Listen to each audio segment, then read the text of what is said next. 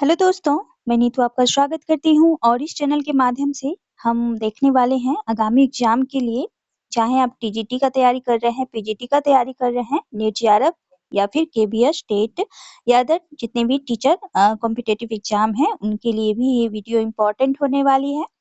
तो इसमें देखना चाहेंगे हम लोग इसमें क्या है, तो मैं बताते चलूँ कि इसमें पीवाईक्यू प्रश्न पत्र भी हैं और आपका एमसीक्यू बेस्ड ये प्रश्न पत्र तैयार किए गए हैं।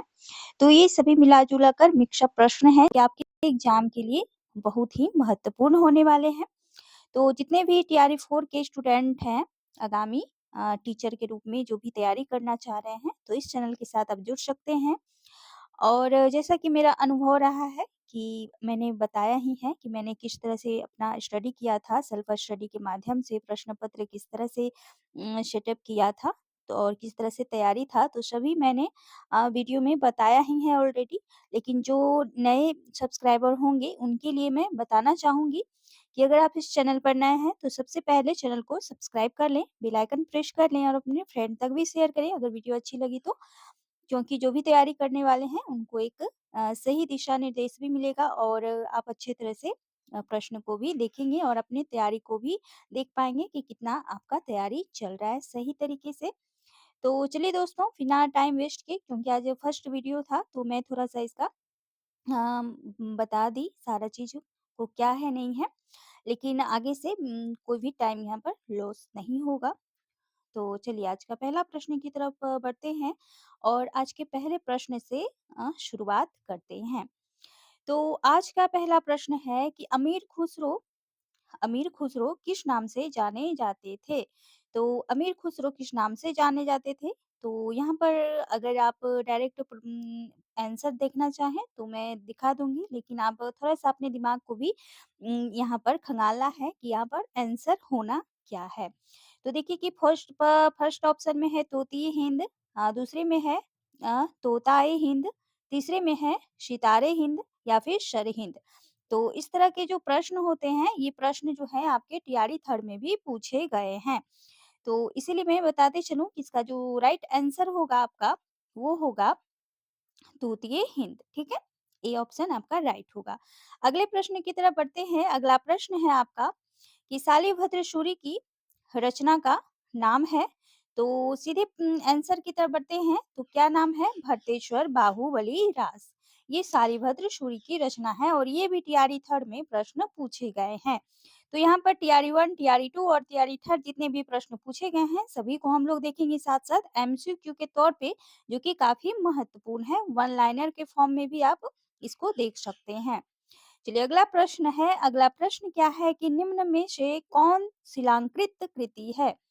तो ये राउल बेल है और ये भी टीआरई 2 में, टीआरई थर्ड में इस तरह के प्रश्न पूछे गए हैं। तो अगर आप प्रश्न पत्र देख सकते हैं तो ज़रूर से आप तैयारी कर रहे होंगे तो आप देख सकते हैं कि किस तरह के प्रश्न पूछे गए हैं और टीजीटी, पीजीटी जितने भी एग्जाम हैं वहाँ से प्रश्न ये पूछे गए हैं।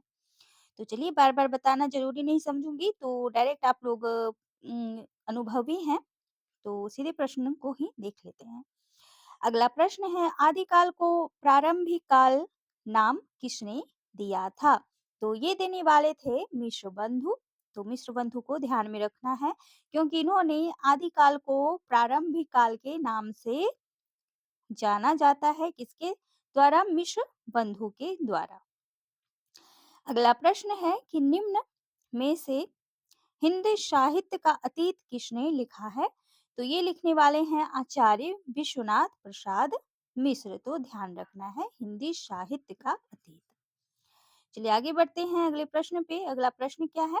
अगला प्रश्न है आपका कि किस कवि को अभिनव जयदेव नाम से जाना जाता है? तो ये जाना जाता है विद्यापति को अभिनव जयदेव के नाम से। ध्यान रखना है। अगला प्रश्न देखते हैं। अगला प्रश्न है निम्न में से किस कवि को अपभ्रंश का वाल्मीकि कहा जाता है? और ये मोस्ट पॉपुलर प्रश्न है क्योंकि ये बार बार रिपीट होते हैं सभी एग्जामों में। तो ये स्वयंभू को कहा जाता है अपभ्रंश का वाल्मीकि। अगले प्रश्न को देखते हैं। अगला प्रश्न है आपका उपदेश रसायन के रचयिता कौन है? तो ये हैं जिनदत्त सूरी। कौन है उपदेश रसायन के रचयिता? जिनदत्त सूरी। अगला प्रश्न देख लेते हैं। क्या है अगला प्रश्न कि देशील बहुना सबजन मिठा यह प्रसिद्ध उक्ति किसने कही है? तो ये कहने वाले हैं हमारे विद्यापति जी। ध्यान रखना है। अगला प्रश्न है आपका कि आदिकाल को बीज वपन काल नाम किसने दिया है? तो बीज वपन काल जो नाम देने वाले हैं ये आचार्य महावीर प्रसाद द्विवेदी। तीसरी ऑप्शन आपका राइट होगा। चलिए अगला प्रश्न देखते हैं। अगला प्रश्न क्या है आपका?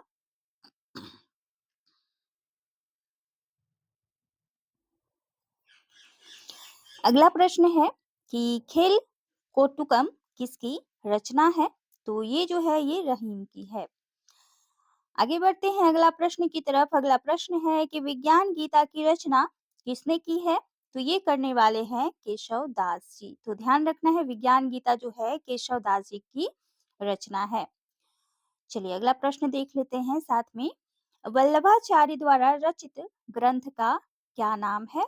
तो ये जो है ये अनुभाष्य के नाम से जाना जाता है। अनुभाष्य जो है वल्लभाचार्य द्वारा रचित ग्रंथ है, जो कि ध्यान में आपको रखना है, महत्वपूर्ण है। अगला प्रश्न है प्रबंध चिंतामणि के रचयिता का नाम क्या है?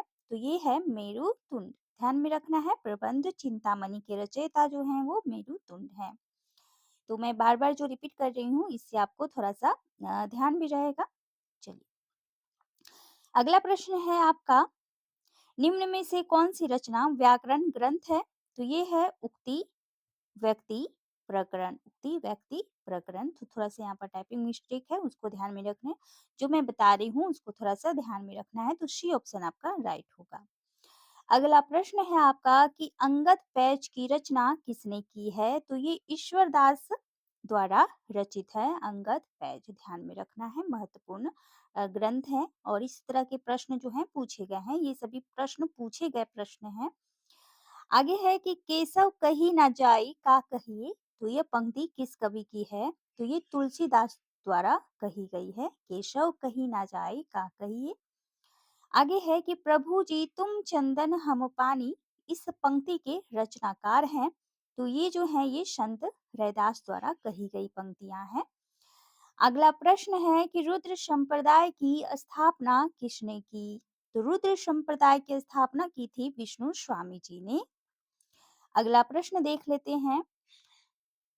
गोकुलनाथ की रचना का नाम है? तो ये है 84 वैष्णव की वार्ता। क्या है? 84 वैष्णव की वार्ता। अगला प्रश्न है शिवराज भूषण ग्रंथ में किसका विवेचन मिलता है? तो इसमें जो है ये अलंकार संबंधी ग्रंथ है शिवराज भूषण, जो कि भूषण की ये ग्रंथ है। तो थोड़ा सा आपको ध्यान रखना है। चलिए अगला प्रश्न है कि प्रेम को पंथ कराल महा तरवार की धार पे धावनु है, इस पंक्ति के रचयिता कौन है? तो ये बोधा द्वारा कही गई पंक्तियां हैं। अगला प्रश्न है आपका। कबीर किस शासक के समकालीन थे? तो ये जो थे ये सिकंदर लोदी के समकालीन माने जाते थे कबीर। चलिए अगला प्रश्न देख लेते हैं क्या है। राधा वल्लभ संप्रदाय का प्रवर्तन किसने किया है? तो ये किया था हितहरि वंश ने। हितहरि वंश ने। अगला प्रश्न है रामानुजाचार्य ने किस दर्शन का प्रतिपादन किया है? तो रामानुजाचार्य की अगर बात करें तो इन्होंने विशिष्टाद्वैतवाद का प्रतिपादन किया था। तो सी ऑप्शन आपका राइट होगा। अगला प्रश्न देखते हैं कि धन्य भारत भूमि शव रत्ननी की उपजनी। तो इस पंक्ति के लेखक कौन है? तो ये कही गई है बद्री नारायण चौधरी प्रेमघन द्वारा। तो ध्यान रखना है। अगला प्रश्न देखते हैं क्या है। निम्न में से किस कवि ने सतसई की रचना नहीं की? यहाँ पर नहीं की बताना है। तो किसने नहीं की है? तो सेनापति, जो कि वीर रस से संबंधित कवि माने जाते हैं। तो सेनापति ने सतसई की रचना नहीं की। बाकी मतीराम ने, बिहारी सतसई जिनमें 713 दोहे हैं, और वृंद ने भी सतसई की रचना की है। तो सेनापति राइट ऑप्शन यहाँ पर होगा। अगला देख लेते हैं क्या है कि रीति काल को अलंकृत काल नाम किसने दिया है? तो अलंकृत काल जो नाम देने वाले हैं वो कौन है? तो ये हो जाएंगे विश्वनाथ मिश्र। बी ऑप्शन आपका राइट होगा। चलिए यहाँ पर देख लेते हैं सी ऑप्शन में क्या था? थोड़ा-सा देख लें। अच्छा मिश्र बंधु, अलंकृत काल।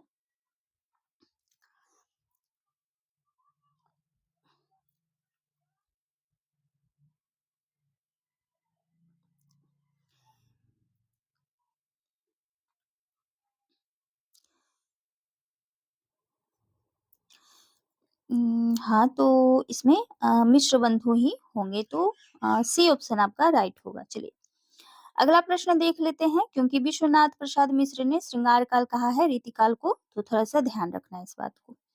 आगे है कि प्रबोध पचासा ग्रंथ के रचयिता कौन है? तो प्रबोध पचासा जो है ये पद्माकर जी का ग्रंथ है, तो ध्यान रखना है। अगला प्रश्न है और आज का लास्ट प्रश्न ही देखने वाले हैं और अगर वीडियो अच्छी लगे तो ज़रूर से आप कमेंट कीजिएगा कि ये इस तरह के प्रश्न आपके लिए कितना लाभदायक है। तो आज का लास्ट प्रश्न जो है निम्न में से कौन सी रचना एवं रचनाकार का युग्म यहाँ पर सही नहीं दी गई है? तो काव्य निर्णय भिखारीदास बिल्कुल सही है, रस रहस्य कुलपति मिश्र बिल्कुल ये सही है। रस विलास जो कि चिंतामणि जी का है और भाव विलास ये भाव विलास जो है ये केशव दास का नहीं है, ये देव की रचना है तो ध्यान रखना है भाव विलास देव की है ना कि केशव दास की, तो डी ऑप्शन आपका यहाँ पर राइट होगा।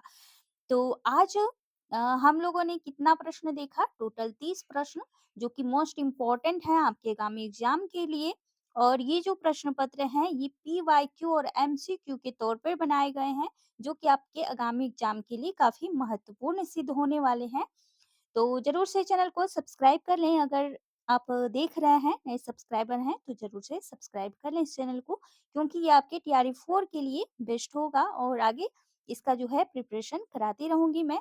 और यहाँ पर व्याकरण आदि जितने भी प्रश्न जिस तरह के प्रश्न पूछे जाते हैं उसी पैटर्न पर आपको उपलब्ध होंगी और सभी फ्री ऑफ कॉस्ट है, आप देख सकते हैं। तो चलिए दोस्तों, आज के लिए बस इतना ही, फिर मिलती हूँ नए स्विच के साथ अगले वीडियो में, तब तक बने रहें मेरे साथ। Thank you so much.